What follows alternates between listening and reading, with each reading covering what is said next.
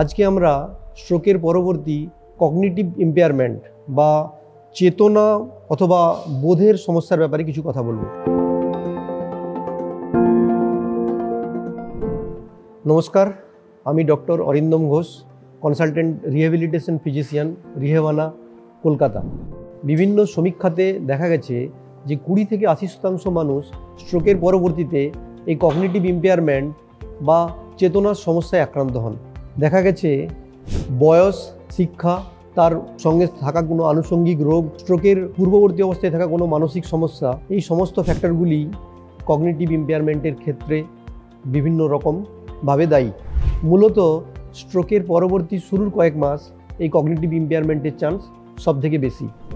কি হয় এই কগনিটিভ ইম্পেয়ারমেন্টের ক্ষেত্রে? বিভিন্ন কগনিটিভ ডোমেন বা কগনিশনের জায়গার অবনতি হয়, যেমন মনোযোগ বা অ্যাটেনশন, এক্সিকিউটিভ ফাংশন, স্মৃতি, আগের শেখা কোনো কাজ করার অসুবিধে, বিভিন্ন রকমের অনুভূতিকে বোঝার অসুবিধে, হেমিস্পেশিয়াল নেগলেক্ট বা শরীরের কোনো নির্দিষ্ট দিকের অনুভূতি চলে যাওয়া, ব্যবহারের সমস্যা, এই সব বিভিন্ন ক্ষেত্রে সমস্যা হয় কগনিটিভ ইম্পেয়ারমেন্টের ক্ষেত্রে। কগনিটিভ ইম্পেয়ারমেন্টের চিকিৎসা, কোনো নির্দিষ্ট ওষুধের দ্বারা এই সমস্ত কগনিটিভ ইম্পেয়ারমেন্টের চিকিৎসা সম্ভব নয়। কিছু বিশেষ ওষুধের মাধ্যমে এক্সিকিউটিভ ফাংশন এবং মেমোরি ইম্পেয়ারমেন্টের উন্নতি হলেও এমন কোনো ওষুধ নেই যার মাধ্যমে সমস্ত কগনিটিভ ডোমেনের উন্নতি সম্ভব। তাই নির্দিষ্ট রিহ্যাবিলিটেশন টেকনিকের গুরুত্ব এই কগনিটিভ ইম্পেয়ারমেন্টের ক্ষেত্রে অপরিসীম। সবার প্রথমে দরকার রোগী এবং রোগীর পরিজনের প্রকৃত তথ্য জানানো। একবার প্রকৃত তথ্য জানলে এই রিহ্যাবিলিটেশন ট্রেনিং প্রোগ্রামে অংশগ্রহণ করা অনেক সহজ হয়ে যায়। প্রতিটি আলাদা আলাদা কগনিটিভ ইম্পেয়ারমেন্টের জন্য আলাদা আলাদা স্ট্র্যাটেজি নেওয়া হয়।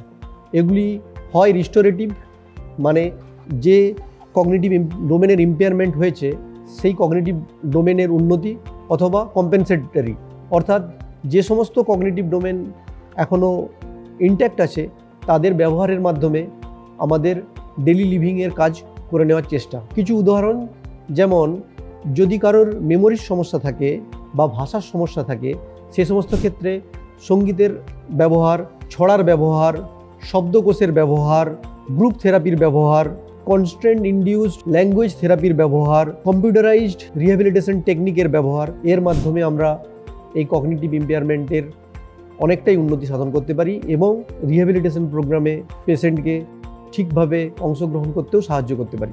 এই টপিক এত বড়, সীমিত সময়ের মধ্যে সমস্ত আলোচনা সম্ভব নয়। এই সংক্রান্ত আপনাদের মনে কোনো প্রশ্ন থাকলে নিচের কমেন্ট বক্সে লিখে জানান। ধন্যবাদ, ভালো থাকবেন।